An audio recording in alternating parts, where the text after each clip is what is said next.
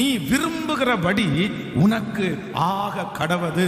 நீ விரும்புகிறபடி உனக்கு ஆக கடவது.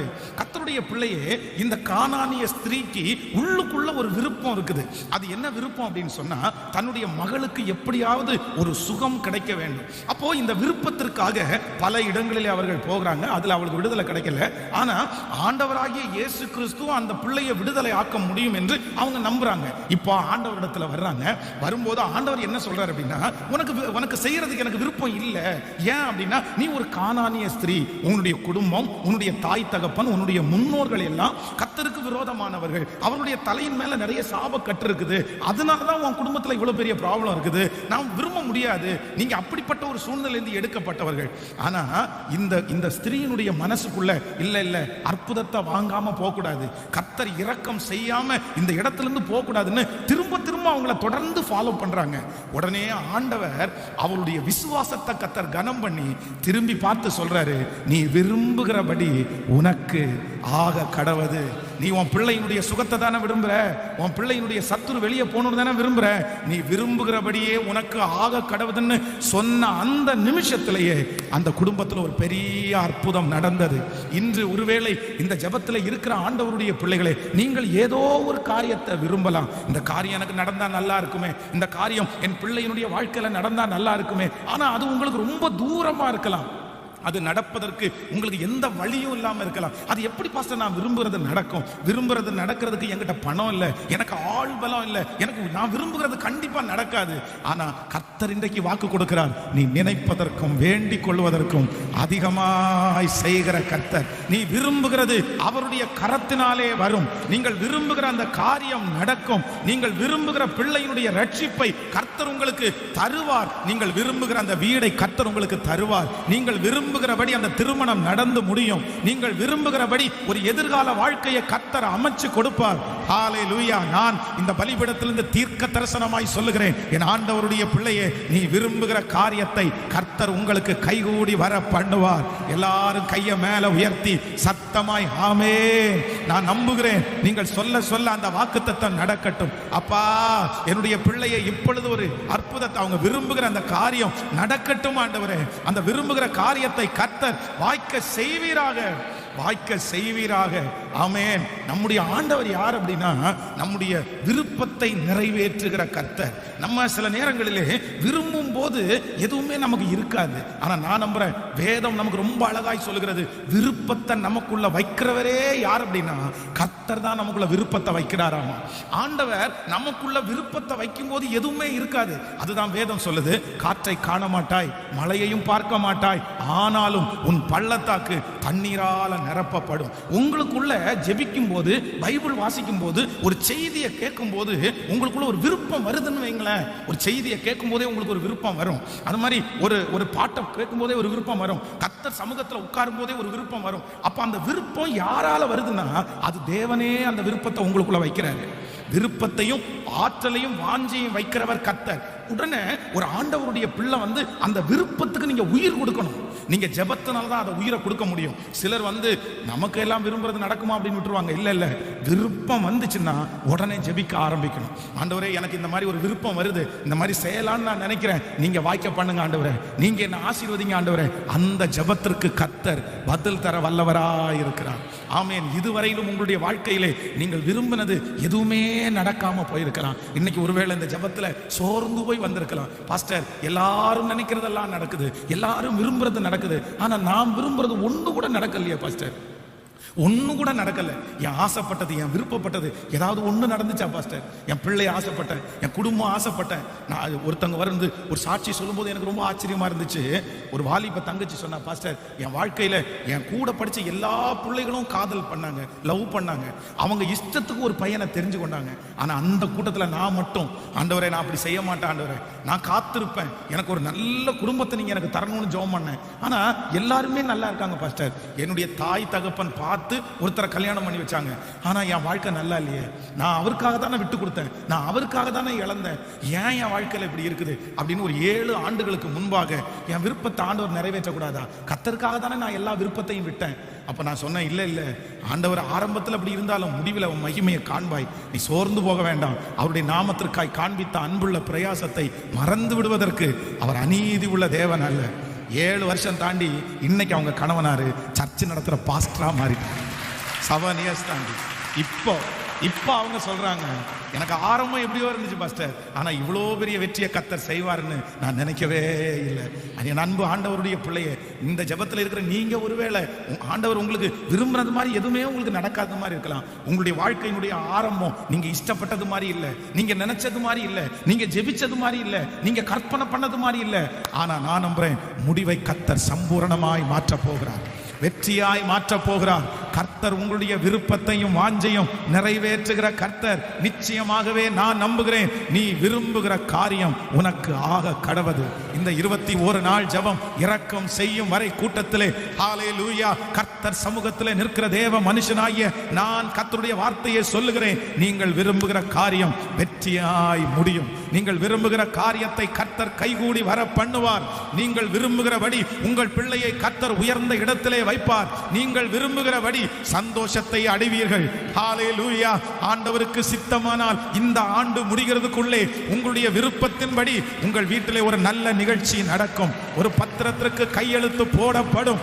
நீங்கள் அநேக நாட்களாய் விரும்புகிற காரியம், ஓ ஹல்லேலூயா, கர்த்தர் இப்பொழுது இந்த கரங்களை தட்டி ஜெபித்துக் கொண்டிருக்கும் போதே பரலோகம் உங்களுக்காக அங்கீகரிக்கிறது. பரலோகம் உங்களுக்காக அங்கீகரிக்கிறது. பரலோகம் உங்களுக்காக அங்கீகரிக்கிறது. ஆமென் சொல்லுகிறோம். இன்னைக்கு முழுக்க இந்த வசனத்தை நம்ம எல்லாரும் அறிக்கை செய்யணும். நான் விரும்புகிறது தேவனாலே வரும். சொல்லுங்க பார்க்கலாம், ஒரு 10 டைம் சொல்லுங்க பார்க்கலாம். சொல்லுங்க, சத்தமா சொல்லுங்க. ஹல்லேலூயா. இது கர்த்தருடைய வார்த்தை, இது உங்க வார்த்தை. நீ விரும்புகிறபடி உனக்கு ஆக கடவது. சொல்லுங்க சொல்லுங்க. ஆமென் ஆமென். இயேசுவே நீங்க அறிக்கை செய்ய செய்ய ஆமென். இயேசுப்பா, நான் விரும்புகிற காரியத்தை கர்த்தர் எனக்கு செய்வீர். நீர் நான் விரும்புகிற காரியத்தை கர்த்தர் எனக்கு செய்வீர். கர்த்தர் எனக்கு செய்வீர். ஆமென் சொல்லுவோம். தாவீதுக்கு ஒரு பெரிய விருப்பம் இருக்குது. எப்படியாவது ஆண்டவருடைய ஆலயத்தை கட்டணும்ன்ற ஒரு விருப்பம். ஆண்டவரே உமக்கு ஒரு சர்ச்சு கட்டணும், அதுக்கு நான் என்ன பொருத்தனை வேணாலும் எடுக்கிறேன், படுக்கையாகிய கட்டில் நான் ஏறுவதில்லை, என்னென்னமோ சொல்ற. உடனே ஆண்டவர் சொல்றாரு, இல்லப்பா நீ கட்ட முடியாது, நீ நிறைய பேருடைய கை ரத்தத்தை சிந்தி இருக்க, அதனால நீ ஆலயத்தை கட்ட முடியாது. ஆனா அப்படியே கட்ட முடியாதுன்னு ரிஜெக்ட் பண்ணல. அடுத்து என்ன சொல்றாருன்னா, நீ விரும்பின, ஆனா உன் மகன் மூலமா நான் செஞ்சு முடிப்பேன். ஹல்லேலூயா. நான் இந்த வசனத்தை தீர்க்க தரிசனமா எடுக்கிறேன். பிரதர், நீங்க ஒருவேளை ஊழியம் செய்யணும்னு விருப்பப்பட்டிருப்பீங்க, நீங்க பாடணும்னு விருப்பப்பட்டிருப்பீங்க, நீங்க பிரசங்கம் பண்ணணும்னு விருப்பப்பட்டிருப்பீங்க, நீங்க ஏதாவது கர்த்தருக்காக செய்யணும்னு நினைச்சிருப்பீங்க. ஆனா உங்க வேலை பளு, உங்களுடைய திருமணம், உங்க வாழ்க்கை எதுவுமே செய்ய முடியாம போயிருக்கும். நான் ஆசைப்பட்டது எதுவுமே நடக்கல, நான் விருப்பப்பட்டது எதுவுமே நடக்கல. ஆனா நான் தீர்க்க தரிசனமா சொல்றேன், நீங்க விருப்பப்பட்டதை உங்க பிள்ளைங்க மூலமா கர்த்தர் செய்வார். நீங்க ஆசைப்பட்டதை கர்த்தர் உங்க பிள்ளைங்க மூலமா செய்வாரு. அவன் பிரசங்கம் பண்ணுவான், அந்த மகள் பாட்டு பாடுவா. ஹல்லேலூயா. ஆமென். தகப்பனார் ஆசைப்பட்டதை தகப்பன் மூலம் செய்யலைன்னாலும் மகனுக்கு மூலமா செய்ய வச்சாரு கர்த்தர். நீங்கள் விரும்புகிறது அவராலே வரும். இந்த வசனத்தை நான் தியானித்துட்டே இருக்கும்போது ஆண்டவர் ஒரு 3 மனிதர்களுடைய விருப்பத்தை குறித்து என்னுடைய இருதயத்திலே வைத்தார். முதலாவதாக நீங்கள் ஒரு வசனத்தை வாசிக்கலாமே. 1 ராஜாக்களின் புஸ்தகம் 3ஆம் அதிகாரத்திலே 5வது வசனத்தை நம்ம வாசிக்க போகிறோம். 1 ராஜாக்கள் 3ஆம் அதிகாரம் 5வது வசனத்தை வாசிக்கலாமா? கிபியோனிலே கர்த்தர் சாலோமோனுக்கு ராத்திரியிலே சொப்பனத்திலே தரிசனமாகி, நீ விரும்புகிறதை என்னிடத்தில் கேள் என்று தேவன் சொன்னார். அதற்கு சாலோமோன், என் தகப்பனாகிய தாவீது என்னும் உமது அடியான் உம்மை பற்றி உண்மையும் நீதியும் மன நேர்மையும் உமக்கு முன்பாக நடந்தபடியே தேவரீர் அவருக்கு பெரிய கிருபை செய்து அந்த பெரிய கிருபை அவருக்கு காத்து இந்நாளில் இருக்கிறபடியே அவருடைய சிங்காசனத்தில் வீற்றிருக்கிற ஒரு குமாரனை அவருக்கு தந்தீர். இப்பொழுதும் என் தேவனாகிய கர்த்தாவே, தேவரீர் உமது அடியானை என் தகப்பனாகிய தாவீதின் ஸ்தானத்திலே ராஜாவாக்கினீனே. நானோ வென்றால் போக்குவரத்து அறியாத சிறு பிள்ளையாய் இருக்கிறேன். நீர் தெரிந்து கொண்டதும் ஏராளமான எண்ணிக்கைக்கு அடங்காததுமான லக்கத்திற்கு உட்பட்டதுமான திரளான ஜனங்களாகிய உமது ஜனத்தின் நடுவே அடியேன் இருக்கிறேன். ஆகையால் உமது ஜனங்களை நியாயம் விசாரிக்கவும் நன்மை தீமை இன்னதென்று வகையறுக்கவும் அடியேனுக்கு ஞானமுள்ள இருதயத்தை தந்தருளும். ஏராளமான இந்த உமது ஜனத்திற்கு நியாயம் விசாரிக்க யாராலே ஆகும்? ஆமென். ஆண்டவருடைய பிள்ளைகளே, இந்த இடத்துல ஆண்டவர் ஒரு மனிதனிடத்துல பேசுறாரு. அவனுடைய ஜெபம் ஆண்டவருக்கு பிரியமானது. இந்த வயசுல ஆண்டவர் கொடுத்த பொறுப்புல பெருமை பாராட்டாம ஆண்டவருடைய சமூகத்துல உட்கார்ந்து ஜெபம் பண்ண உடனே கர்த்தர் சொல்றாரு, நீ விரும்புறதை என்னிடத்துல கேளு. உனக்கு என்னப்பா வேணும்? உனக்கு நான் என்ன செய்யணும்? அப்போ வேதம் சொல்லுது, எதிரியினுடைய உயிரை கேட்கல, நான் ராஜ்யபாரத்துல எங்க அப்பாவோட நல்ல ராஜ்யபாரம் பண்ணணும்னு கேட்கல. வேதம் சொல்லுது, சாலமோன் ஆண்டவரை பார்த்து கேட்கிறாரு, ஆண்டவரே எனக்கு விருப்பம், எனக்கு ஞானமுள்ள ஒரு இருதயத்தை கர்த்தர் எனக்கு தாரும். ஆமென் சொல்லுங்க. அப்போ ஒன்று நினைத்துக் கொள்ளுங்க, ஆண்டவர் இன்னைக்கு இந்த ஜெபத்துல உங்களை பார்த்து கேட்கிறாரு, உனக்கு என்ன விருப்பம், உனக்கு என்ன வேண்டும் என்று கேட்கிறாரு. அப்போ நீங்க நிறைய பேர் வேற எதையுமே கேட்காதீங்க. எனக்கு பணம் கொடுங்க ஆண்டவரேன்னு கேட்க வேண்டாம், எனக்கு சொத்து கொடுங்க ஆண்டவரேன்னு கேட்க வேண்டாம், எனக்கு வேலை கொடுங்க ஆண்டவரேன்னு கேட்க வேண்டாம். இந்த உலகத்துல வாழ்றதற்கு எனக்கு ஞானமுள்ள ஒரு இருதயத்தை தாரும் ஆண்டவரேன்னு கேளுங்க. ஞானம் பணத்தை கொண்டு வரும், ஞானம் ஆட்களை கொண்டு வரும், ஞானம் உயர்வை கொண்டு வரும், ஞானம் இந்த உலகத்திலே உங்களை சாட்சியாய் நிற்க வைக்கும்.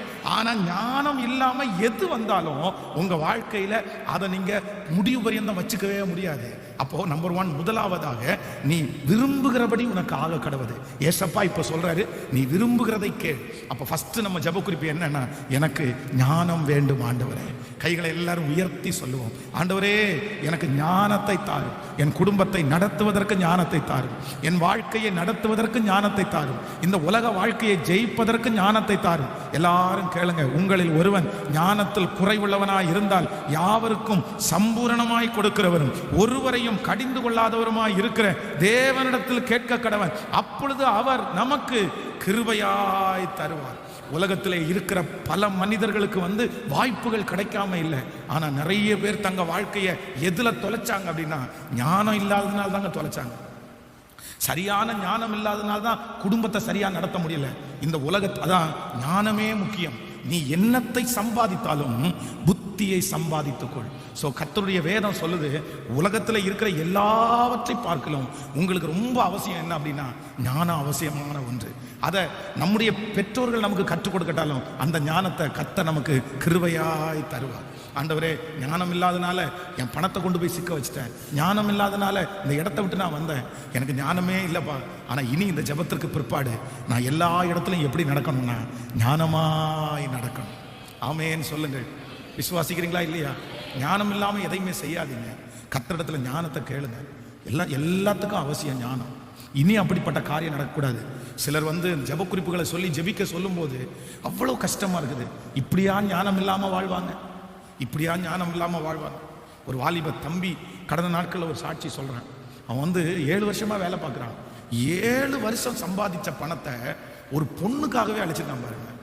ஒரு கஷ்டப்பட்ட ஒரு குடும்பம், அந்த வீட்டில் ஒரு பொண்ணு, அந்த பொண்ணை பார்த்த உடனே பரிதாபம் இவனே அந்த பிள்ளைய காலேஜ் படிக்க வச்சு, இவனே அந்த பிள்ளைக்கு வேலை வாங்கி கொடுத்து, அந்த பிள்ளையினுடைய துணிமணி முதற்கொண்டு இந்த பையன் வாங்கி கொடுத்துருக்கான். அவங்க அப்பா இறந்து போனாருன்னு சொல்லி கடைசியில் எல்லாத்தையும் கொடுத்துட்டு அந்த பிள்ளை ஒரே ஒரு காரியத்திற்கு அவன் ஸ்டிக் பண்ணான் அப்படின்றதுக்காக, இந்த மாதிரிலாம் நீ ஸ்டிக் பண்ணனா அவன் கூட இருக்க முடியாதுன்னு சொல்லி அவனை அம்போன்னு விட்டுட்டு ஊர் விட்டு மாறி போயிடுச்சு. அவங்க வாங்கி கொடுத்த வேலையை டிரான்ஸ்ஃபர் வாங்கிட்டு இன்னொரு ஊருக்கு போயிடுச்சு. இவன் ஒரு பைத்தியக்காரனை மாதிரி, நான் எப்படி இன்னொன்று அவன் சொன்ன வார்த்தை என் இருதயத்தை உடைச்சிருச்சு. அந்த பொண்ணுடைய காலில் போய் விழுந்திருக்கான், என்னை கல்யாணம் பண்ணிக்கோ. அவங்க அம்மாவுடைய காலில் போய் விழுந்திருக்கான், என்னை கல்யாணம் பண்ணி வைங்க. அவன் சொந்தக்காரங்க ஒருத்த வீட்டு அவன் காலில் போய் விழுந்து, ஐயா எப்படியாவது இவன் பணம் செலவு பண்ணி இவன் 7 வருஷம் பார்த்து படிக்க வச்சு வேலை வாங்கி கொடுத்து அந்த பொண்ணு இவனை விட்டு அந்த தாங்க முடியாம என்னை கல்யாணம் பண்ணி வந்துச்சுங்க. அப்போ நமக்கு கேட்டா பைத்தியக்காரத்தனமா இல்லை? பெத்த அம்மாவுடைய வயிறு அப்படியே பத்தி எரியாது. தன்னுடைய பிள்ளை இப்படி போய் விழுந்து கிடக்கிறத பார்த்து எந்த அம்மா பார்த்துட்டு இருப்பாங்க? எவ்வளோ கஷ்டம் அது. அப்போ நான் அவனுக்கு ஆலோசனை சொல்லி அவனுக்காக ஜெபம் பண்ணேன். இல்லை எனக்கு புரியுது பாஸ்டர், எனக்கு புரியுது, நான் எப்படியாவது வெளியே வரணும்னு தான் நினைக்கிறேன். நான் காலில் விழுந்ததுக்கு அப்புறம் கூட அந்த பொண்ணு இறங்கலையே, நான் வெளியே வரணும், எனக்காக ஜெபம் பண்ணுங்க. அப்போ அவனுக்காக பாரத்தோடு நான் ஜெபம் பண்ணேன். ஆண்டவரே எப்படியாவது இந்த குழந்தைய வெளியே எடுங்க அப்படின்னு. எனக்கு தூக்கமே வர மாட்டேங்குது பாஸ்டர். எப்பா நீ ஏன்டா தூங்காம இருக்கணும், நீ ஏன்டா சாப்பிடாம இருக்கணும், நீ ஏன்டா அவ காலில் போய் விழணும்? வேணாம், நீ என்ன தப்பு பண்ண? ஏமாத்தின அவங்களுக்கு தான் அந்த குற்ற உணர்வு இருக்கணும், ஏமாத்தின அவங்க தான் தூங்காம இருக்கணும். நீ தூங்காம இருக்கக்கூடாது, நீ அவங்க முன்னாடி வாழ்ந்து காமிக்கணும், நீ அவங்க முன்னாடி சாதிக்கணும். அப்போ இதெல்லாம் ஏன் நடக்குது அப்படின்னா அந்த ஞானம் இல்லை பாருங்களேன். தன்னை ஏமாத்துற ஒரு பொண்ணு ஞானம் இல்லை பாருங்க. ஆனா நான் நம்புறேன், இன்னைக்கு ஜெபம் பண்ணுங்க. எனக்கும் ஆண்டவர் சொல்றாரு, நீ விரும்பினதை கேள், நீ விரும்பினதை கேள்.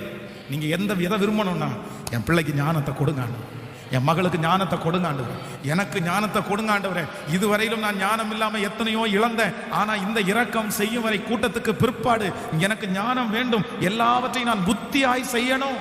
எல்லாருடைய கரங்களை உயர்த்தி சொல்லுங்க சத்தமா, ஏசப்பா கர்த்தர் உங்க மேல பிரியமா இருக்கிறாரு.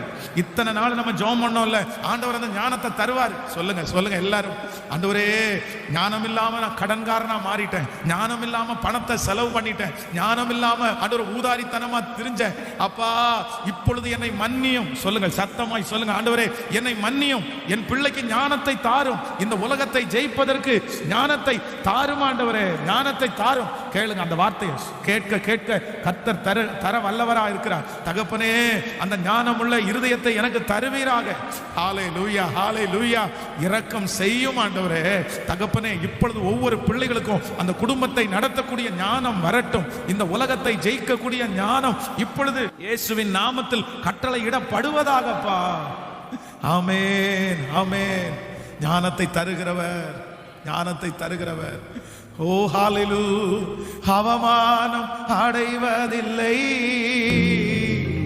அப்பா, நான் உமது பிள்ளை, அப்பா நான் உமது பிள்ளை, ஒரு நாளும் அவமானம் அடைவதில்லை. சொல்லுவோம், அவமானம் அடைவதில்லை. அப்பா நான் உமது பிள்ளை, அப்பா நான் உமது பிள்ளை, ஒரு நாளும்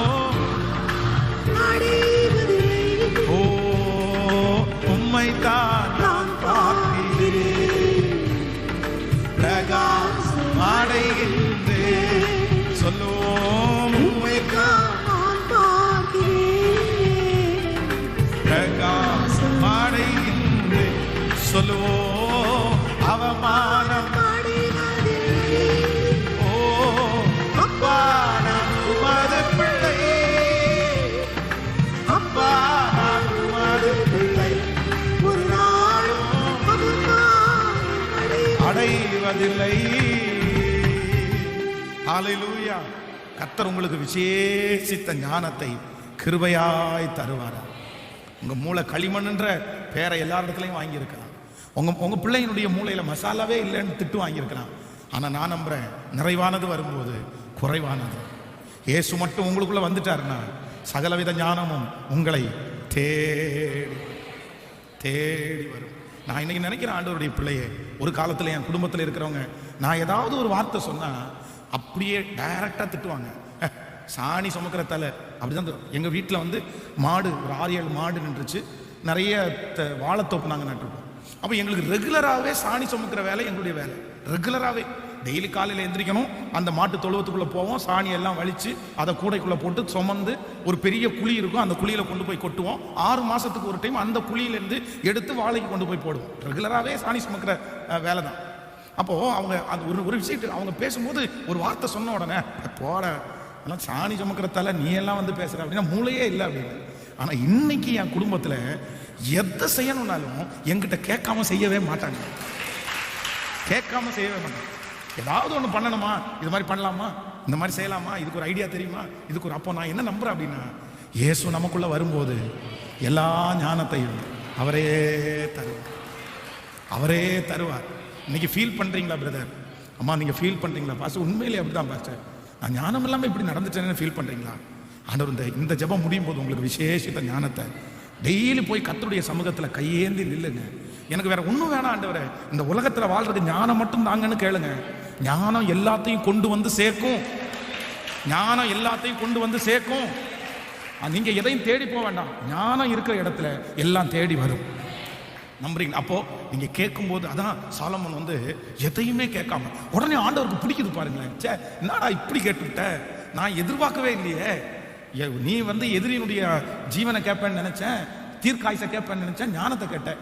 உடனே ஆண்டவருக்கு பிடிச்சி போய் சொல்றாரு, உனக்கு ஞானம் மட்டும் இல்லை, நீ கேளாத ஐஸ்வர்யத்தையும் உனக்கு நான் தந்தே. அப்ப ஆண்டவருக்கு என்ன பிடிக்கும்னா, நீங்க ஞானமா நடக்கிறது ஆண்டவருக்கு ரொம்ப பிடிக்கும். ஆமோதிக்கிறீங்களா? நீங்க மற்றவங்களுக்கு முன்னாடி கையேந்து நிக்கிறது ஆண்டவர் பிடிக்காது. நீங்க ஞான குறைவா நடக்கிறது கர்த்தருக்கு பிடிக்காது. நீங்க ஞானமா நடக்கிறது, நம்ம பிள்ளைங்க எந்தையாவது இடத்துல போயிட்டு ஞானமா பேசிட்டு வந்தா நமக்கு அப்படி இருதயம் பூரிக்காது. சே, என்னமா பேசுது பாரு, ஞானமா எப்படி புகழ்த்திட்டு இருப்போம். அதே தான் கர்த்தர். நீங்க ஏதாவது ஒரு இடத்துல போய் ஞானமா பேசிட்டு வந்தீங்கன்னா பரலோக தேவன் சந்தோஷப்படுவார். அவரை சந்தோஷப்படுத்துவீங்களா? அவரை சந்தோஷப்படுத்துவீங்களா? உங்க பிள்ளையினுடைய தலை மேல கையை வச்சு ஜெபம் பண்ணுங்க, கர்த்தர் அவனை ஞானமாய் மாற்றுவார். அதான் ஈரோட்டில் இன்னைக்கு டீச்சராக இருக்கிற இந்த சாட்சியை சொல்கிற ஒரு சிஸ்டர் வந்து தன்னுடைய பிள்ளையினுடைய ஒரு நோட்டை எடுத்துகிட்டு வந்து என்கிட்ட காமிச்சாங்க. திறந்து பார்த்தா கோழி கிறுக்கிற மாதிரியே இருக்கு அவங்க ஹேண்ட் ரைட்டிங். சார், பாஸ்டர் இவன் நல்லா படிப்பான் பாஸ்டர், எல்லாத்தையும் அப்படியே ஒப்புவிப்பான், ஆனால் எக்ஸாமில் எல்லாம் 45க்கு மேலே மார்க் வாங்க மாட்டான். என்ன காரணம்னா, படிப்பான் ஆனால் ஹேண்ட் ரைட்டிங் அவனுக்கு சுத்தமாக வராது.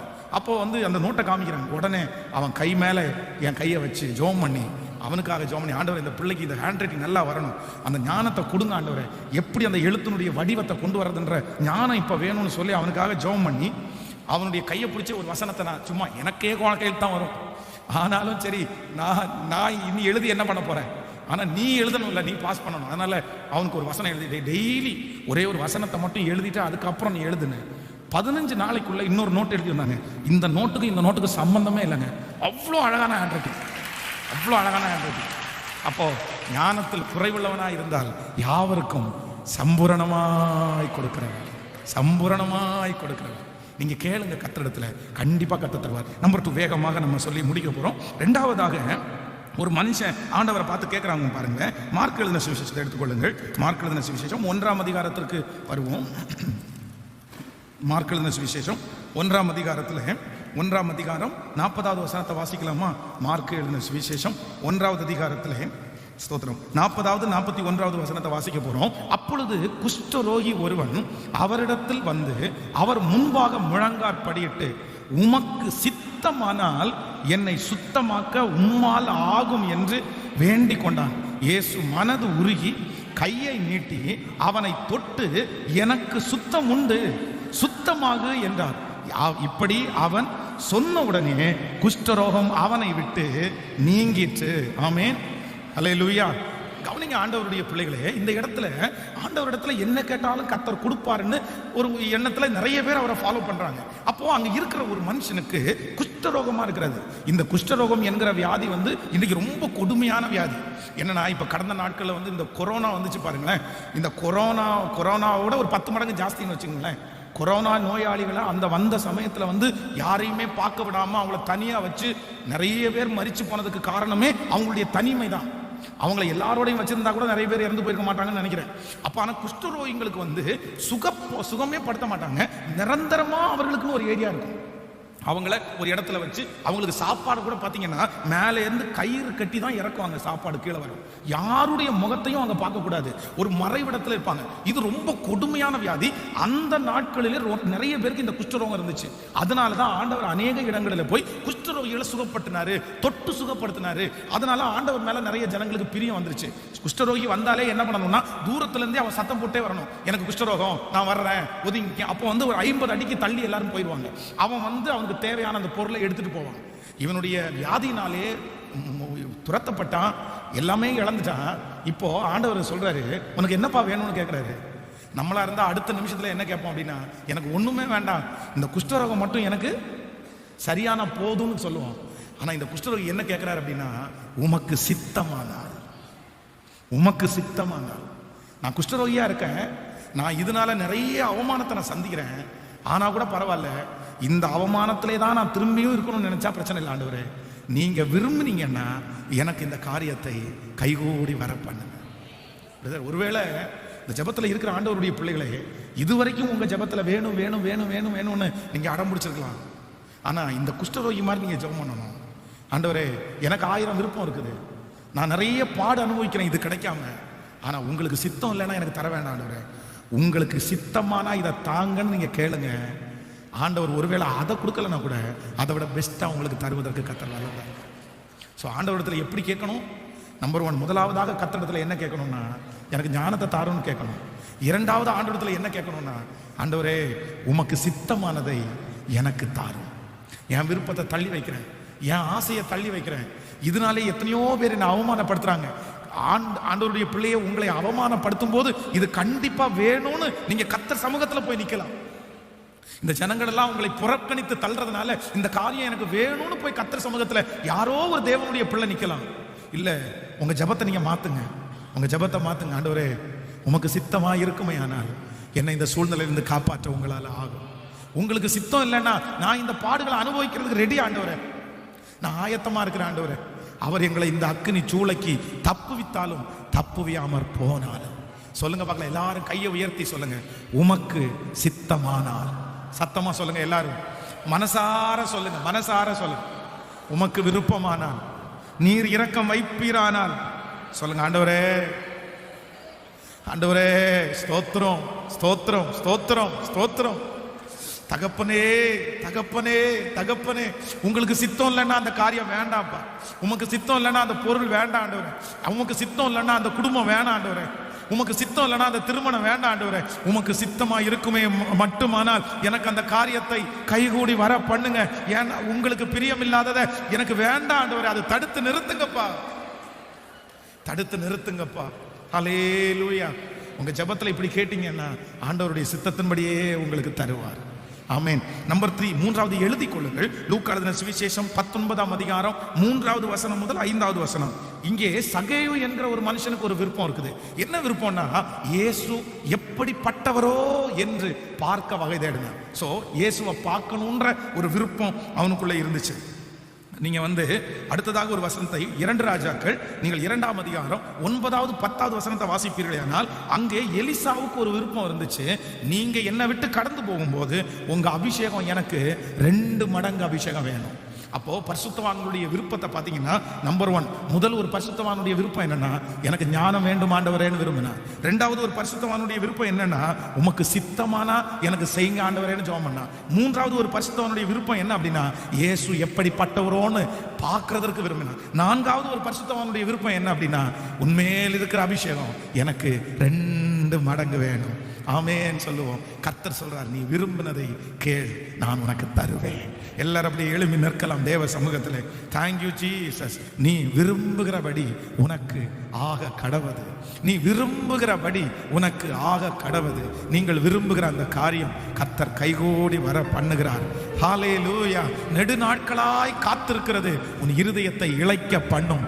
ஆனால் விரும்புகிறது வரும்போதோ ஜீவ விருட்சம் போல் இருக்கும். இந்த 21 நாள் இரக்கம் செய்யும் வரை கூட்டத்திலே கர்த்தர் சொல்லுகிறார், நீ நெடுநாளாய் காத்திருக்கிறது உன் இருதயத்தை இளைக்க பண்ணி இருக்கலாம். நெடுநாட்களாய் நீ ஜெபிக்கிறது உன் இருதயத்தை இளைத்து சோர்ந்து போக பண்ணி இருக்கலாம். ஆனா ஆண்டவர் வாக்கு கொடுக்கிறார், இந்த இரக்கம் செய்யும் வரை கூட்டத்திலே நீ காத்திருக்கிற காரியம், ஓ ஹல்லேலூயா, நீ விரும்புகிறது உனக்கு வரும், நீ விரும்புகிறது உனக்கு நடக்கும். கரங்களை தட்டும் போதே அந்த வார்த்தை ஆம் என்றும் ஆமென் என்றும் அப்படியே நடக்கட்டும். ஹல்லேலூயா. நீங்கள் விரும்புகிற அந்த சுகம் உங்களுக்கு வரும். நீங்கள் விரும்புகிற அந்த சமாதானம் உங்களுக்கு வரும். நீங்கள் விரும்புகிற அந்த உயர்வு உங்களுக்கு வரும்.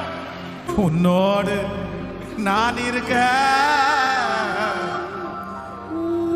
உன் படகு மூழ்காது, உன் படகு மூழ்காது,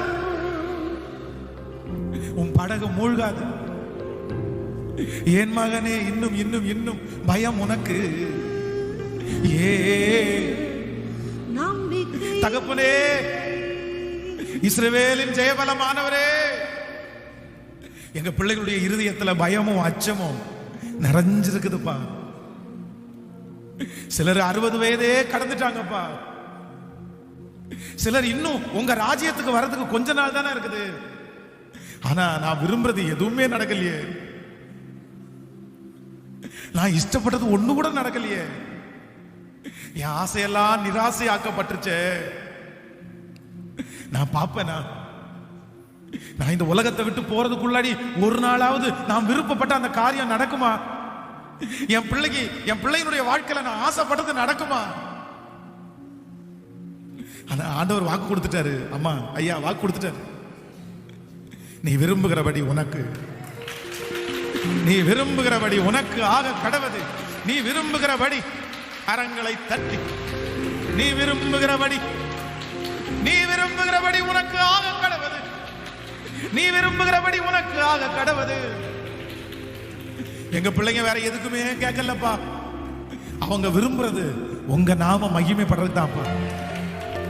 அவங்க விரும்புறது அந்த ஆசீர்வாதம் கிடைச்சிருச்சுன்னா நான் கர்த்தருக்கு சாட்சியா வாழுவேன், கர்த்தருக்காக நான் நிற்பேன், அவருடைய நாமத்தை பிரஸ்தாபப்படுத்துவேன். உங்க சித்தத்தின்படி கேட்டதை கொடுக்காம இருக்க மாட்டீங்களே அப்பா.